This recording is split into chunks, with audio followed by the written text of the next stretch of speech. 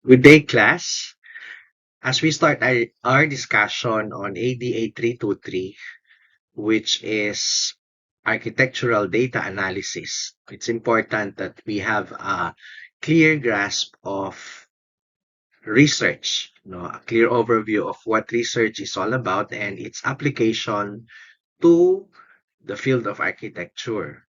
So for this first discussion, we'll talk about the introduction to research.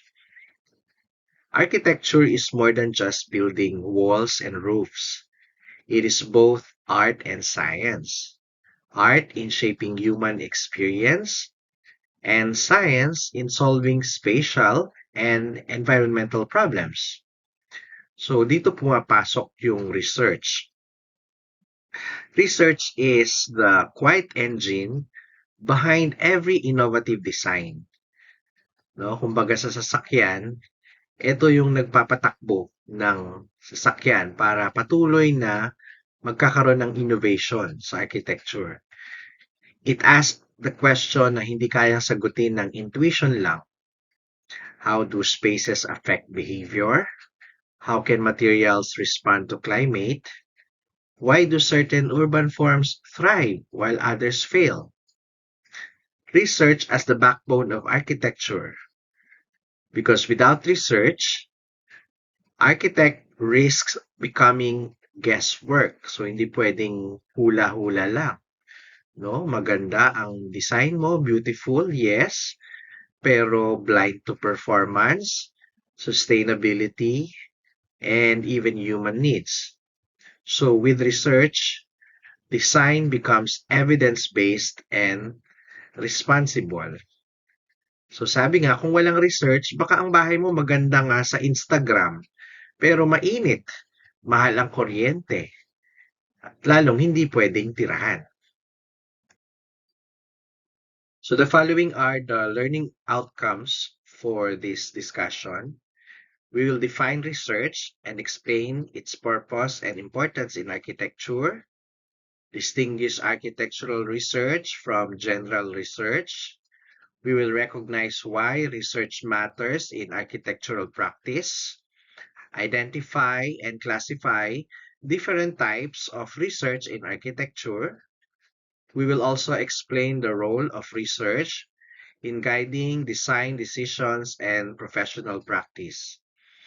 And we will provide examples of architectural research in building performance, materials, urban studies, and social spaces. We will also discuss common challenges in conducting architectural research. And last but not the least, we will appreciate the balance between creativity and scientific rigor in architectural inquiry. So let's define research in architecture. In general, research is defined as a systematic inquiry aimed at generating knowledge or solving problems. It informs design decisions, improves performance, and enhances sustainability, playing a crucial role in architectural practice and innovation. Architectural research ay hindi lang basta pagtingin sa mga gusali o paggawa ng plano, no? Ito ay mas malalim na investigasyon sa kung paano nag-interact ang built environments, design processes, materials, technologies, and even human interaction with space. So, isa-isahin natin, built environments. Ito ang mismong physical spaces, bahay, paaralan, parks, o urban centers. So research helps us see kung paano nakakaapekto ang layout, orientation, at even design sa comfort at behavior ng tao. About design processes, hindi lang ito tungkol sa creativity. Research examines kung paano nagiging mas efficient, sustainable, at user-centered ang proseso ng pag-design. No? Materials and technologies. Research tests kung paano tumutugon ang materials sa klima, durability, at even innovation. So halimbawa, kung gagamit ka ng bamboo composites or recycled concrete sa gagawin mong bahay o building, no? Human interaction with space. Dito pumapasok ang psychology at sociology. So research asks, paano ba ginagamit ng tao ang espasyo? Nakakatulong ba ito sa learning, productivity, o social interaction? So ang architectural research ay may dalawang mukha, sabi nga. The first is academic research, the other is practice-based research. Pag sinabing academic research, it's theoretical, scholarly. No, nakatuon sa pagbuo ng theories, frameworks, at scholarly discussions. So pwede rin siyang practice-based, nakatuon sa real-world problems at practical solutions. So example, studying how daylight affects student learning outcomes in classroom. So pag nag-design ka ng classroom, meron bang effect yung daylight sa learning outcomes ng mga students? So sa academic side, pag-aaralan mo yung theories on light and cognition, no, yung learning ng mga bata. Sa practical side naman, practice-based side, no, gagawa ka ng design solutions tulad ng window placement o skylight integration para mas gumanda ang learning environment. No? So kung walang research, baka yung classroom na gagawin mo mas maliwanag pa kaysa sa utak ng estudyante mo, no? Pero hindi ibig sabihin mas matalino sila. Okay? Without research, sabi nga, architecture would be like cooking without tasting. So, ayaw naman natin magluto ka na hindi mo alam yung recipe, hindi mo man lang tinikman, no? So, pwedeng it looks good, pero magugustuhan ba ng mga kakain? So, ano nga ba ang essence ng research sa architecture? No? Nakakatulong ang research para magkaroon tayo ng evidence-based design, innovation, social relevance ng mga i-design nating mga infrastructure, and even professional credibility. No? So isa-isahin natin, evidence-based design. Hindi lang ito tungkol sa gut feeling or artistic instinct ng architect, no? Although alam ko mga artistic kayo, no? Pero sabi nga natin, architecture is both arts and science. No? Evidence-based dapat yung design. It means gumagamit ka ng data at research findings para mag-decide. So halimbawa, imbes na hulaan kung saan ilalagay ang bintana, o gagamit ka ng daylighting studies para makita kung paano nakakaapekto ang natural light sa productivity ng tao. No? Kung walang research, baka yung library na i-design mo, mas maraming bintana kaysa bookshelves. So maganda nga, no? Maaliwalas. Pero saan mo naman ilalagay yung mga libro? Okay, so innovation. Research opens doors to new materials, construction methods, at sustainable practices. Example, yung bamboo composites para sa earthquake-resistant housing o recycled concrete para sa mas eco-friendly na structure. So, yun yung mga innovations na pwede mong gawin through research. No, ang research ang dahilan kung bakit ang bamboo, sabi nga, hindi lang yan pagkain ng panda, kundi pwede rin siyang gawing pader ng bahay, no?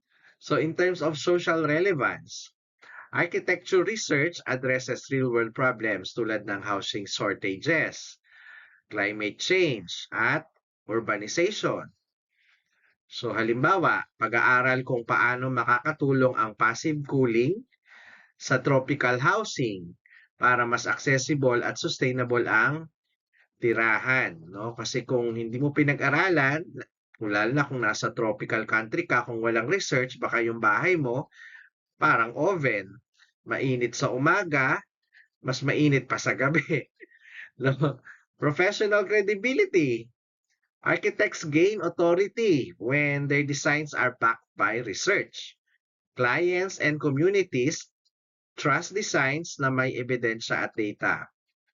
So, kapag ka design ka ng bahay, for example, gagawa ka ng post-occupancy evaluations para ipakita kung paano gumagana yung isang building sa totoong buhay. Mas convincing ang architect kapag may research. Kasi nga, mahirap kontrahin ang mga graphs at mga analysis, no? Kesa yung doodle-doodle ka lang. Okay? So, one concrete example, nabanggit ko kanina sa essence ng research, yung passive cooling in the Philippines. So, research on passive cooling informs tropical housing design. Gumagamit ng airflow, shading, at orientation para mabawasan ang energy consumption. So, anong result nito? Mas komportableng bahay, mas mababang kuryente, at mas sustainable na communities. The importance of research in practice. Research transforms intuitive ideas into validated evidence. No? Sa architecture, hindi sapat yung gut feeling o artistic instinct lang. No? Research ang nagko-convert ng mga intuitive ideas natin into validated evidence na pwedeng i-measure, i-test, at i-apply. No? So halimbawa, imbes na hulaan mo kung sapat yung natural lighting sa classroom, no, based on research, masasabi mo kung gaano karaming material yung kailangan mo para sa optimal learning, no? Kung walang research, baka isipin mo na mas maliwanag, mas matalino, pero hindi ibig sabihin na kung floodlights ang gamit, genius na lahat ng mga estudyante, okay? Another is ensuring designs inspire and address sustainability, human needs, and environmental challenges. Research makes sure na ang architecture ay hindi lang aesthetic inspiration, kundi may functional impact. Nakakatulong ito sa pag-address ng sustainability, so the areas of energy efficiency, resource use, human needs, comfort, safety, and productivity, and environmental challenges, no? Issues on climate change, urbanization, etc. So, example kanina, yung research on passive cooling strategies para sa tropical housing na nagbabawas ng energy consumption. Research fosters responsible innovation. Research pushes architects to innovate responsibly para gumawa ng bago, pero may accountability at evidence, no? Innovation na walang research, sabi nga parang TikTok trend. Uso ngayon, pero baka bukas sira na ang building. Ultimately, research builds knowledge, integrity, and impact. Architecture becomes more than structures. It becomes a knowledge system na may integrity at may social impact. Architects are empowered to design spaces na aesthetically compelling, functional, ethical, at transformative. So, what's the value of research in design? No, research adds scientific credibility to architectural design. Ang architecture hindi lang tungkol sa artistry o aesthetics. Kapag may research, ang design ay may scientific backbone na nagbibigay ng validity at reliability. Halimbawa, imbes na sabihin lang na maganda ang natural light, no, sa classroom, research proves kung paano ito nakakaapekto sa productivity, mood, at energy efficiency. No, kung walang research, yung design mo parang drawing contest entry, maganda nga, pero baka hindi siya functional, no? So, research bridges the gap between artistic vision and functional requirements. Research ang nagko-connect ng creative imagination ng architect sa practical needs ng user. So, halimbawa, isang architect na gustong gumawa ng glass facade, pero research ang nagsasabi kung paano ito magiging energy efficient at safe. No, kung puro artistic vision lang, baka ang building mo Instagram worthy, pero oven sa loob, no? Research leads to innovative and effective solutions. Dahil sa research, ang creativity ay nagiging responsible innovation. Nagbubunga ito ng solutions na hindi lang bago, kundi tested at effective, mula sa sustainable materials hanggang sa smart technologies. Okay? So in summary, understanding architectural research investigates the interplay between built environments, materials, and human interaction with space, providing critical insights that inform design decisions and enhance user experiences in architecture. There are different types of research in architecture: descriptive, analytical, applied, experimental, historical, and even design research. So think of research types like flavors of ice cream. Some document what exists, some experiment with new toppings, and some analyze why everyone prefers chocolate. So let's talk at the first one, descriptive research. So ito yung research na nagdo-document ng existing conditions. Parang photo album ng architecture. Nagre-record ng heritage buildings, site conditions, o spatial layouts.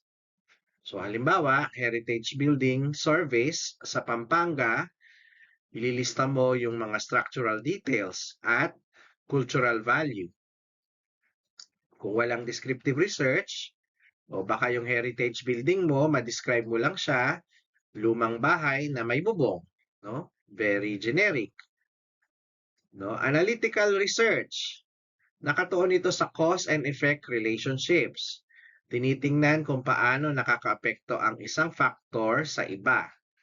So halimbawa, pag-aaral ng impact ng ventilation sa health ng occupants. Analytical research, parang detective work yan. Hinahanap mo kung sino yung culprit. Init ba? Kulang sa hangin? O maling design? Okay, applied research. Nakatuon naman to sa problem solving. Ito ang research na may direct application sa real-world projects. So halimbawa, earthquake-resistant housing designs gamit ang local materials. No, applied research, parang first aid kit ng architecture. Laging handa sa practical problems. So, nabanggit ko kanina, ito yung mga concrete examples of research categories. So, architectural research includes various types. So, example, heritage documentation for descriptive studies. Okay, ventilation analysis for analytical research. And earthquake-resistant design using local materials for applied research. So another types of research in architecture: experimental research, historical research, and also design research. For experimental research, so nagtitest ka ng new materials or technologies. Parang laboratory ng architecture kung saan sinusubukan ang bago ito i-apply sa field. So example, bamboo composites para sa sustainable construction. Experimental research kung saan ang bamboo ay hindi lang pang tinikling, kundi pang building din. Historical research. So nag-aaral ng architectural evolution at cultural influences. Parang time machine na bumabalik sa nakaraan para maintindihan ang kasalukuyan. So halimbawa, pag-aaralan mo yung evolution ng bahay kubo. Paano ba nagsimula yan? Ano yung impluensya nito sa modern tropical housing? No, sabi nga, historical research, parang chismis ng nakaraan yan. Pero legit, may footnotes at may references. So, sana 'pag nagtsitsismis kayo 'no, sa mga friends nyo, lalagyan nyo rin ng footnotes at references. And last is design research. Nag-e-explore ng new design methodologies and processes. Parang creative lab na nag-eksperimento sa forms, functions, at user experience. So, halimbawa, parametric design na gumagamit ng algorithms para sa complex geometries. So, design research para daw yan architect na gamer. Nag-eksperimento ka gamit ang codes at models para sa bagong level ng design. So, what's the critical role now of research in architecture? First is it guides design decisions with empirical evidence. Research provides hard data na ginagamit ng architects para mag-design. Hindi lang yan gut feeling o hula-hula kung saan ilalagay ang bintana o kung gaano kalaki ang hallway. So, dapat may measurements, surveys, at performance studies na nagsasabi kung ano ang pinaka-effective. No? Mas maganda yung plano kapag may data. Kasi hindi pwedeng i-measure yung feeling ko, okay na to. Sino yon? Si Mami Grace. So, research supports policy making in urban planning and housing. No? Research findings ay ginagamit ng gobyerno at planners para gumawa ng policies sa land use, housing programs at city development. No? Yung traffic flow na nagiging basihan ng road widening projects o zoning ordinances. No? Kasi kung walang research, baka yung zoning parang spaghetti. Spaghetti pababa, spaghetti pataas. Halo-halo, walang direksyon. So, research enhances sustainability by evaluating energy efficiency and resource use. It helps architects design buildings na energy efficient at resource conscious. No? So, research daw, ito yung dahilan kung bakit hindi ka nagiging roasted chicken sa loob ng bahay tuwing summer. Okay? Also, research strengthens client trust by demonstrating measurable benefits. Kapag may number at evidence na sumusuporta sa evidence, mas tiwala ang client. Okay? So, these are illustrations of examples of architectural research. So, for example, research on performance and material, measuring thermal comforts in classroom, material research, testing recycled concrete for structural use. Another is urban and social research. So, you study how public spaces foster community interaction. Okay, so example, yung mga pag-urban planning, di ba? Pag halimbawa, yung mag-design ka ng, for example, yung dito sa Mega World, no? Paano makaka-attract ng mga investors, no? Paano makaka-foster ng mga social interaction sa mga tao. So for architectural design, innovation, yan, yung mga kakaibang design na building, no? Design innovation.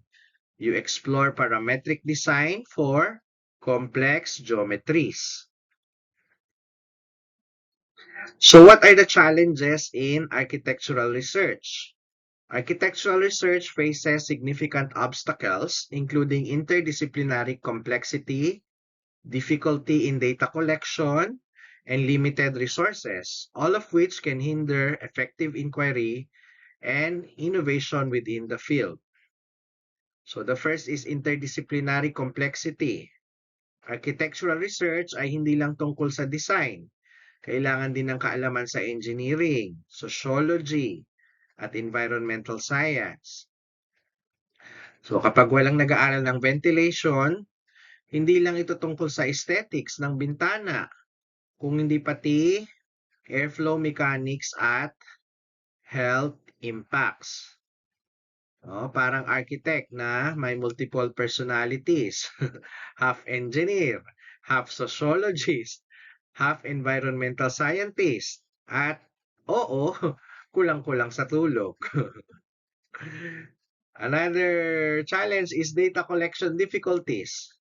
Mahirap sukatin ang human behavior at spatial experience. Hindi tulad ng concrete strength na may clear numbers. Ang comfort o sense of belonging, subjective yan. So, paano mo masusukat kung mas masaya ang tao sa plaza kaysa sa mall? No? Minsan, yung data collection, parang chismis yan. Lahat may opinion. Pero, alin ba ang reliable? Okay? Another challenge is resource limitations. Research requires funding, time, and access to advanced tools. Sa realidad, madalas kulang ang budget o equipment. No, gusto mang gumamit ng simulation software, pero wala sa research laboratory. So, kung walang budget, research mo parang bahay na walang bubong, may plano, pero walang protection. Another challenge is balancing creativity and rigor. Architects must merge artistic vision with scientific method. Hindi pwedeng puro imagination lang. Kailangan backed by evidence. Example, parametric design na maganda sa mata. Pero dapat tested yan kung structurally sound. Kung puro creativity ka lang, baka yung building mo, Instagram worthy, pero unsafe. Kung puro rigor lang, baka parang Excel spreadsheet ang design. Next is ethical issues. Research must respect privacy, culture, and sustainability. Halimbawa, studies na hindi dapat mang-invade ng personal data o indigenous architecture na dapat culturally sensitive. So, ethics parang guardian angel ng research yan. Lagi siyang nakabantay kahit minsan gusto mong mag-shortcut. So, in summary and conclusion, research is the backbone of meaningful architecture. Ibig sabihin, hindi pwedeng puro drawing o artistic instinct lang ang basihan ng design. Research ang nagbibigay ng matibay na pundasyon para maging functional, sustainable at socially relevant ang bawat gusali. Kung walang research, baka ang bahay mo maganda nga sa Instagram, pero mainit, mahal ang kuryente, at hindi pwedeng tirahan. It transforms intuition into evidence, creativity into innovation, and design into solutions. Ang hula o instinct ng architect ay nagiging data-backed evidence. Ang creativity ay nagiging innovation, bagong materials, bagong construction methods, at mas sustainable na practices. Ang design ay nagiging solution na nakakatulong sa tao, komunidad, at environment. Challenges exist, resource limitation, and ethical concerns. So, totoo, may mga hadlang, kulang ka sa budget, oras, o access sa advanced tools. May mga ethical issues din tulad ng respeto sa privacy ng mga tao at cultural sensitivity sa indigenous architecture.